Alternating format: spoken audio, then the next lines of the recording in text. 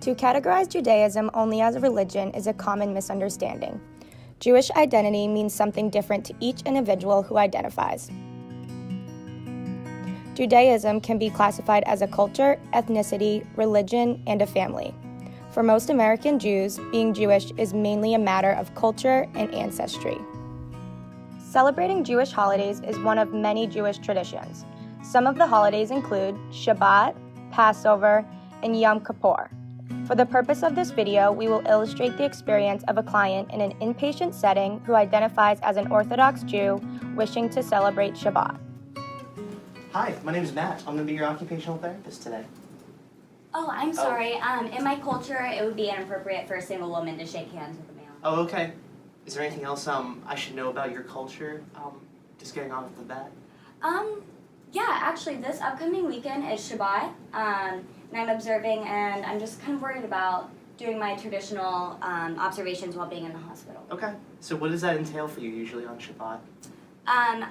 Normally, I would have wine when observing Shabbat, and I'm not to use electricity, turning off or on, or adjusting electricity at all, and there's some dietary combinations. Okay.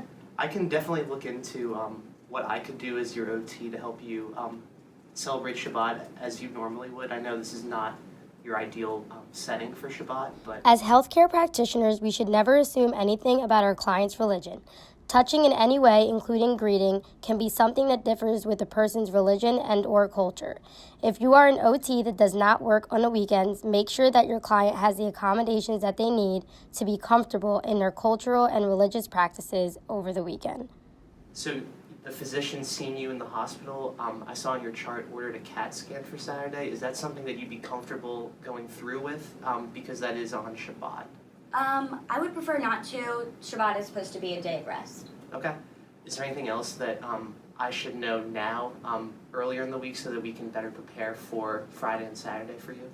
Yeah, my nurse has me adjusting the bed every few hours, and I'm not going to be able to do that during Shabbat because I'm not to use electricity. Okay. So do you have any suggestions for how I can prevent bed sores? Sure. We could definitely work on some manual techniques throughout the week just to have you practice shifting your weight so that we can prevent those bed sores.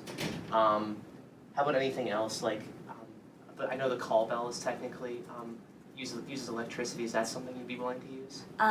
No, I would prefer not to use the call bell during Shabbat. Okay. So something we could look into is maybe getting you a bell or something, like a manual bell, if that works, so that you can still contact the nurses in situations where you need them. Sure, I feel comfortable with that. Okay.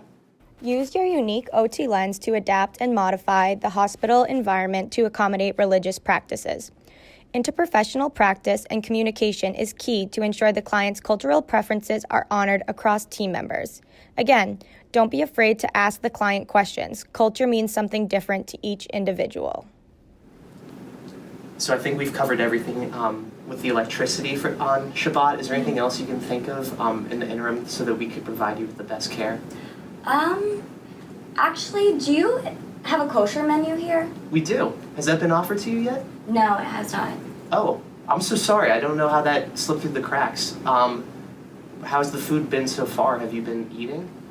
Well, my father has been bringing me in food before he goes to work and following, but around lunchtime I haven't been eating. I've just kind of been holding off until my dad gets off work. Oh, geez. Okay, I didn't realize that was the situation. Let me, I can go check with the nurses station. I think we have a copy of the menu there. I'll be right back. Thank you. Hi, Lauren. Hi, Matt. Miss Cohen down in room 12, she's actually celebrating Shabbat on Friday and Saturday. And moving forward, we need to be giving her the kosher menu with lunch and dinner. Okay, I had no idea. We had been in her room multiple times today, and she didn't mention anything like that, so I'm happy you were able to get that out of her. Yeah. Do you need anything else in the meantime? So we were also thinking of, instead of using her call bell, just using an actual manual bell, if we can find one of those, just for this weekend, because one of the other observances of Shabbat is to not use electricity. So I'm also looking forward to moving her CT scan to earlier this week, if possible. Move it to earlier? Sure. Yeah. So I'm going to mention that to her doctor as well. Wonderful, and I'll do my best at letting the other nursing staff know who's going to be here over the weekend. And here's the menu that you wanted. Great, thank you very much. No problem. Dietary restrictions are a common concern of our clients when they are in the hospital. Ensure your clients that their dietary needs can be met during their stay and work with them to create a plan. Be sure to include the staff, including nursing and food services on the unit or floor, in the conversation so they are aware of the client's desired accommodations.